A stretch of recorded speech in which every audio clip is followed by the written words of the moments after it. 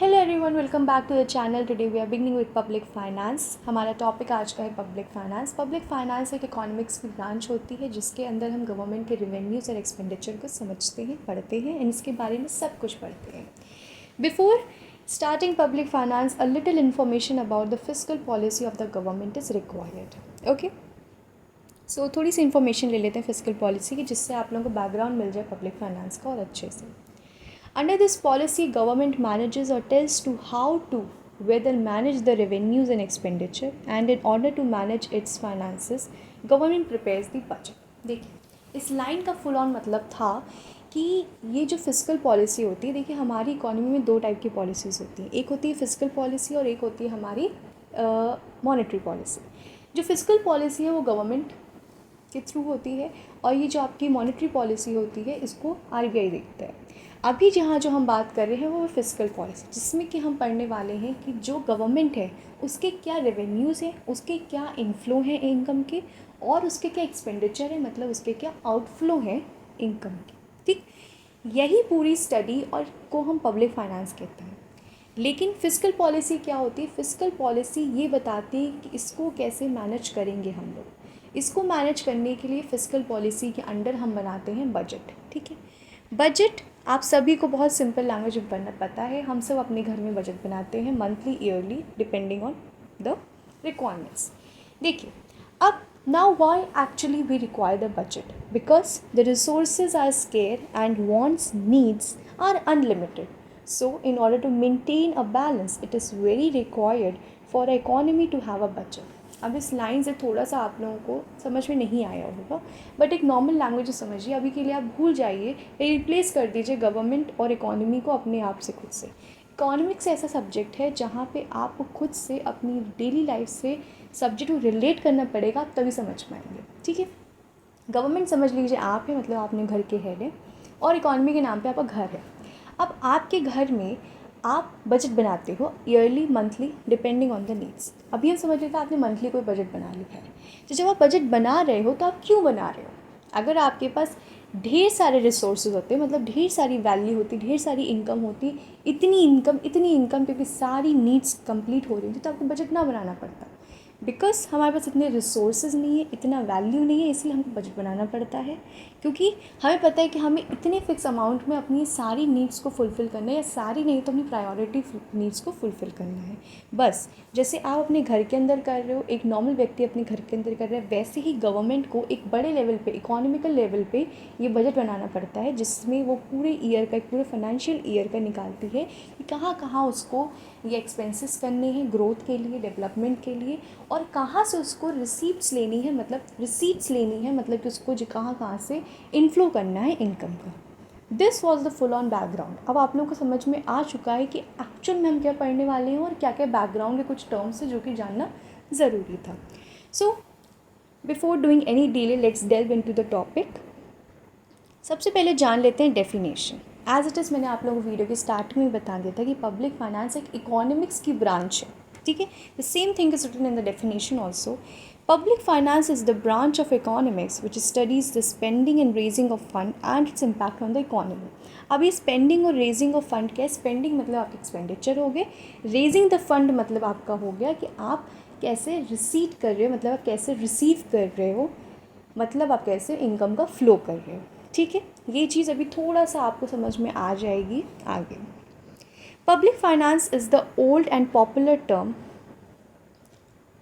In new generation it is called the fiscal economics. अब public finance आज के time में भी बहुत सी जगह, इवन लखनऊ यूनिवर्सिटी में भी ये एक तरीके से आपका पेपर है जहाँ पे इसको हमने पब्लिक फाइनेंस नाम दे दिया। ये बहुत ही पॉपुलर टर्म है, बट इसका जो न्यू टर्म है वो है आपका फिस्कल इकोनॉमिक्स। ठीक, क्योंकि फिस्कल पॉलिसी के अंडर ही इसकी जो पूरी पढ़ाई है, it is based on the fiscal policy only, that is हमने इसको फिस्कल इकोनॉमिक्स कह दिया है।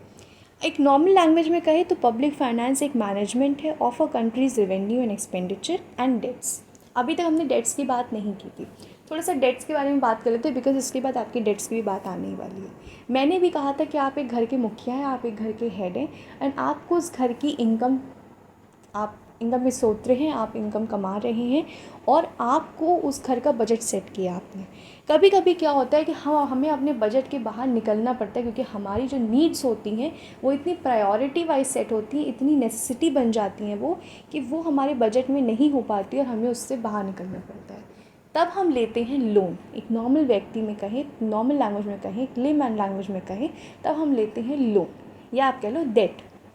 वही सेम काम गवर्नमेंट भी कर रही है। गवर्नमेंट भी के पास भी इतने प्रोजेक्ट्स हैं, इतने काम हैं, इतनी डेवलपमेंट्स करनी, इतनी ग्रोथ करनी है कि कभी कभी उनके पास जो रिसीविंग्स होती है, उनके पास जो प्रेजेंट में इनकम होती है वो कम पड़ जाती है, जिसकी वजह से उनको लेने पड़ते हैं डेट्स।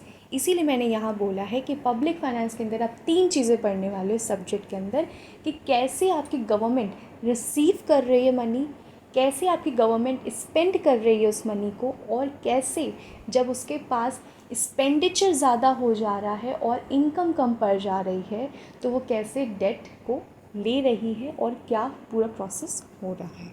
ठीक है, ये आप समझते हो पब्लिक फाइनेंस में। Next, the very most important, the very popular question that comes in every paper, mostly every year, the scope of public finance. देखिए, ये वीडियोस 11th 12th ग्रेजुएट सबके लिए, but as I was a student of Lucknow university, तो मैं आप लोगों को बता सकती हूँ कि ये जो क्वेश्चन है कि define public finance and scope, ये बहुत ही डिमांडिंग क्वेश्चन है। ये एवरी ऑल्टरनेट ईयर आता ही रहा है पब्लिक फाइनेंस के पेपर में। So the scope is also very much required. अब देखिए, स्कोप होता क्या है। Scope of public finance basically means the area or the topics that are to be covered under the public finance। Scope का मतलब होता है कि पब्लिक फाइनेंस आपने पढ़ा तो अभी आपने सिर्फ 3 चीज़ें समझी थी, कि रेवेन्यू क्या होता है, एक्सपेंडिचर क्या होता है, डेट क्या होता है। इसके सिवा भी कुछ टॉपिक्स हैं जो कि आपको as a public finance student you should know. Okay, if you are delving into the topic of public finance, आपको ये टॉपिक्स भी पता होने चाहिए। वही टॉपिक्स यहाँ नीचे लिस्टेड है। कौन कौन से टॉपिक्स है, लेट्स सी हियर। देखिए, public revenue, public expenditure, public debt, financial administration and economic stabilization. Okay, अब थोड़ा सा इसको पहले सिंपल लैंग्वेज में समझा देते हैं सारे स्कोप्स को, फिर हम इसको डेफिनेशन और पूरा एक फॉर्मेट की लैंग्वेज में समझेंगे। देखिए, जो पब्लिक रेवेन्यू है वो बेसिकली अगर पब्लिक से लिए जाने वाला ही पैसा है, मतलब कि जो गवर्नमेंट है वो आपसे टैक्स लेती है, नॉन टैक्स रेवेन्यूज़ होते हैं, या कभी कभी आप देखते हो यहाँ पर चालान कट जाता है। ये सारा जो इनकम है या ईटीसी और जो सोर्सेज हैं, ये सब क्या है, पब्लिक रेवेन्यू के सोर्सेज हैं। ठीक है, तो ये जो पब्लिक रेवेन्यू है ये बेसिकली क्या है कि जो money, the income that is being earned from the public to the government, from the public, the government is earning this income, this particular income is known as a public revenue। okay, अब public expenditure क्या होता है, government का खर्चा। बहुत simple सी language समझ जाओ, government का खर्चा होता है पब्लिक एक्सपेंडिचर। और वैसे ही सिंपल सी लैंग्वेज में पब्लिक रेवेन्यू क्या होता है, गवर्नमेंट की इनकम। ठीक है, पब्लिक डेट क्या होता है, पब्लिक डेट सिंपल लैंग्वेज में लोन होता है, बट ये कब लिया जाता है, जब आपके एक्सपेंसेस रेवेन्यू से ज़्यादा हो जाए। मतलब जब आपके एक्सपेंसेस ज़्यादा हो जाते हैं और रेवेन्यू कम हो जाते हैं, मतलब कि आपका आउटफ्लो मनी का ज़्यादा हो रहा है और इनफ्लो कम है। मतलब कि मेरे पास 50 रुपीज़ का सामान ख़रीदना है मुझे, बट मेरे पास जस्ट 20 रुपीज़ हैं, तो मुझे बाकी 30 कहीं से डेट लेनी पड़ेगी। ठीक है, तो यही जो है इसी को पब्लिक डेट कहते हैं। अब फाइनेंशियल एडमिनिस्ट्रेशन क्या है, इसमें हम बेसिकली देखते हैं कि बजट कैसे बन रहा है। The whole preparation of the budget is being studied here. Economic stabilization हम देखेंगे कि कैसे इन्फ्लेशन और डिफ्लेशन को कैसे स्टेबलाइज कर रही है इकोनॉमी, ये इकोनॉमिक स्टेबलाइजेशन के अंदर हम समझते हैं। तो अभी आपने एक पूरा ओवरव्यू समझ लिया, अब इसको थोड़ा सा वर्ड्स में, कीवर्ड्स में भी समझ लेते हैं। Okay, public revenue, as I told you, the study of various sources of government's income. क्या है ये, गवर्नमेंट के जो सोर्सेज हैं इनकम के, उन्हीं की स्टडी को हम पब्लिक रेवेन्यू कहते हैं। We also study the principles guiding the raising of the income. इसमें हम क्या पढ़ते हैं, देखिए ये जो यहाँ पे टॉपिक लिखा है मैंने ब्रैकेट में, कैनन्स ऑफ टैक्सेशन, ये एडम स्मिथ ने दिया है। इनके बहुत फेमस हैं कैनन्स, ये हम कमिंग वीडियोस में भी पढ़ेंगे। ये बहुत इंपॉर्टेंट क्वेश्चन है, और अगर इंपॉर्टेंट क्वेश्चन नहीं है तो ये आपके जब आप सिलेबस खोलेंगे अपने लखनऊ यूनिवर्सिटी का, तो उसमें ये टॉपिक दिया हुआ है अलग से। ओके, तो हम इसमें और क्या पढ़ते हैं कि हम इसमें कैसे अपने इनकम को बढ़ा सकते हैं, इसके प्रिंसिपल्स को भी हम पब्लिक रेवेन्यू के अंदर ही पढ़ते हैं। हम इसमें मेरिट्स और डीमेरिट्स और उसका क्या इफ़ेक्ट है रिसोर्सेज का। अब जैसे मैंने टैक्स लिया, तो अब टैक्स लेने का क्या मेरिट है, क्या डीमेरिट है, उस पर क्या इफ़ेक्ट पड़ रहा है इकोनॉमी पे, ये सब कुछ आप कहाँ पढ़ोगे, कहाँ जाके पढ़ोगे? पब्लिक रेवेन्यू के अंदर ही आप जाके समझ पाओगे कि क्या चीज़ है, क्या इसके मेरिट्स हैं, डीमेरिट्स हैं। ठीक है, we also study the merits and demerits and their effects on the economy, impact and incidence of taxation. Again this is another topic that you can find in your course outline. समझ में आ गया? अगर आपसे question पूछा जाता है in the exam in a very long type question, you can write the same exact format in the question, you will definitely good great marks. Okay, let's move to the next, that is public expenditure. मैंने आपको पहले बताया था कि government खर्चे को हम कहते हैं public expenditure. Expenditure done by the government for the public, like building of infrastructure, providing basic health facilities, medical educational facilities and etcetera. मैंने अभी कहा था ये खर्चे किसके ऊपर होंगे? हम ही पे तो होंगे। गवर्नमेंट हमसे ही रेवेन्यू ले रही है, ठीक है, और हम पे ही खर्च कर रही है। और क्यों कर रही है? Just for the growth and economic development of the individual on the individual level and on the macro level। यही माइक्रो मैक्रो होता है ना, एक एग्रीगेट लेवल पे भी डेवलपमेंट होना और एक इंडिविजुअल लेवल पे भी डेवलपमेंट होना, इसको ध्यान में रखते हुए एक्सपेंसेस किए जाते हैं। अब जैसे कि वेरी सिंपल एग्जांपल्स जो आप आसपास हमेशा देख लो, कहीं पे ब्रिजेस बन रहे हैं, कहीं पे रेलवे ट्रैक्स बन रहे हैं, कहीं हॉस्पिटल बन रहा है, कहीं स्कूल बन रहा है, ठीक है, कहीं पे बिल्डिंग्स बन रही हैं, तो ये सब कुछ क्या, ये गवर्नमेंट ही तो कर रही है, ये सारे गवर्नमेंट के ही एक्सपेंडिचर्स हैं। Here we also study the principles guiding the public expenditure। यहाँ पे हम क्या पढ़ते हैं? यहाँ पे हम वही, जैसे हमने वहाँ पढ़ा था कि कौन से प्रिंसिपल्स हैं जो कि हमको आपके पब्लिक रेवेन्यू के बारे में पढ़ाएंगे, वैसे ही यहाँ पे कुछ प्रिंसिपल्स हमें बताए जाते हैं जो कि पब्लिक एक्सपेंडिचर के बारे में बताए, जैसे cannons of public expenditure. Again it is a topic in your course outline.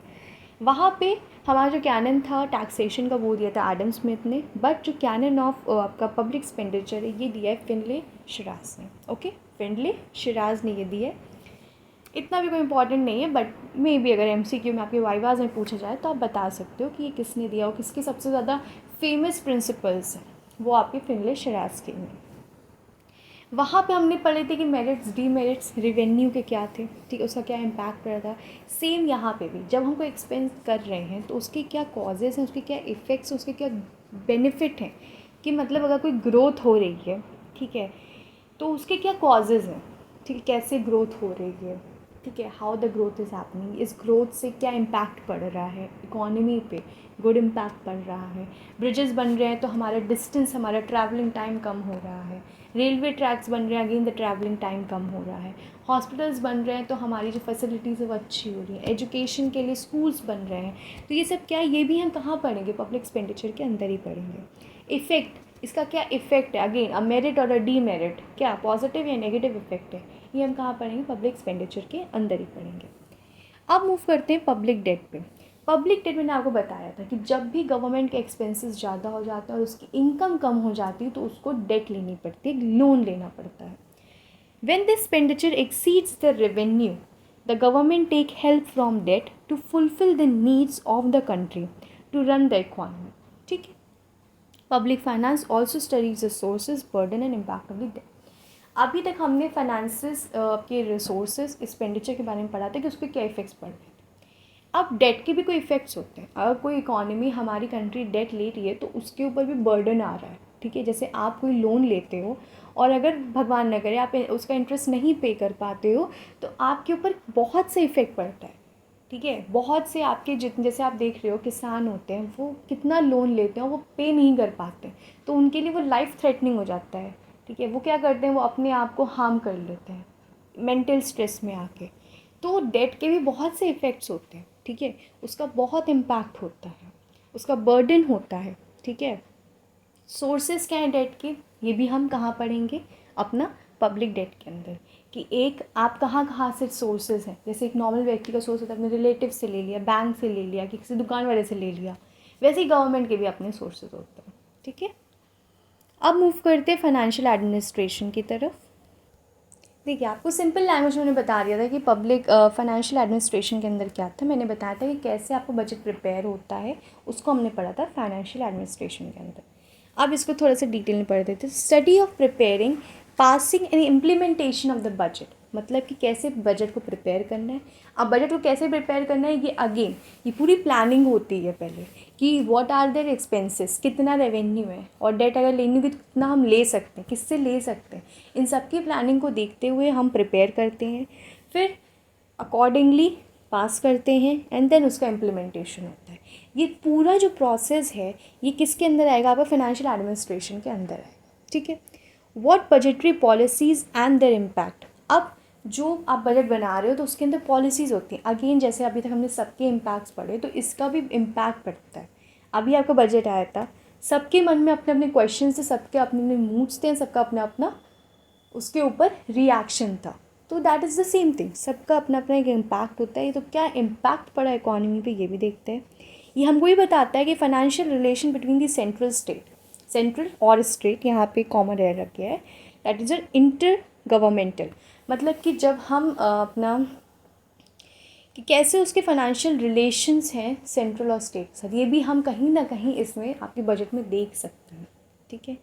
Management of fiscal policy of government, इसमें हम ये भी देखते हैं कि कैसे अब मैंने आपको कहा था कि everything is going to come under the fiscal policy. अभी हमने बात की थी फिस्कल पॉलिसी बजट से कैसे रिलेटेड है। फिस्कल पॉलिसी मैनेजमेंट होता है रिसोर्सेज का, सॉरी आपके रेवेन्यूज़ का, एक्सपेंडिचर का, उसी मैनेजमेंट को देखने के लिए बनाते हैं बजट। तो बजट का मैनेजमेंट मतलब budget is basically the management of revenues and expenditure ना, तो वही बात को यहाँ पे एक लाइन में कह दिया गया है। Next and the last topic that we have is the economic stabilisation, this is last scope. Economic stabilisation के बारे में मैंने को बता दिया, the use of the public revenue and the public expenditure to maintain the stability in the level of the price to control inflation and deflation. अब अगेन हमारी इकोनॉमी में प्राइजेस का जो लेवल है वो कैसे इन्फ्लेट कर रहा है, कैसे डिफ्लेशन हो रहा है, ये भी एक स्टेबलाइजेशन मेंटेन रखना, ये भी काम कहीं ना कहीं फिस्कल कहीं ना कहीं पब्लिक रेवेन्यू, पब्लिक फाइनेंस के अंदर ही आता है। इसी सब्जेक्ट के अंदर ही हम समझते हैं कैसे हमें इकोनॉमी को स्टेबलाइज्ड रखना है, कैसे हमें इकोनॉमी में प्राइजेस को इस लेवल पे रखना है कि इन्फ्लेशन हो रही है तो एक लिमिट तक हो, और अगर डिफ्लेशन हो गई है तो उसे कैसे हम संभालें, और अगर इन्फ्लेशन हो गई तो उसे कैसे संभालें, एक बैलेंस कैसे क्रिएट करके चलें, इकोनॉमी में कैसे एक स्टेबलाइजेशन मेंटेन करके चलें। ये पूरा जो सब कुछ है ये हम कहाँ पढ़ रहे हैं, आपके पब्लिक फाइनेंस के अंदर पढ़ रहे हैं कि students. So thank you very much. आज के लिए हमने जितना सब कुछ समझा होप आपको क्लियर होगा। If anybody is having any doubt you can comment down below. इसमें अभी हमें पढ़ना जो बाकी है वो बहुत से टॉपिक्स हैं, बट इसी वीडियो से related you can say as a part A and a part B of the part 1। इसमें अभी हमने सोर्सेज नहीं पढ़े हैं, वो हम नेक्स्ट वीडियो में कवर अप करेंगे, ओके। उसके बाद कमिंग अप वीडियोज़ में और भी टॉपिक्स हैं जो कि कवर अप होंगे। Very much thank you for watching this with so much patience. The only thing that I want in return that you get all the knowledge that you require, जो जिस भी आप attention के साथ यहाँ पे आए थे आपको वो मिले। And a very big thank you. Kindly please subscribe and like the video and do share it. Thank you.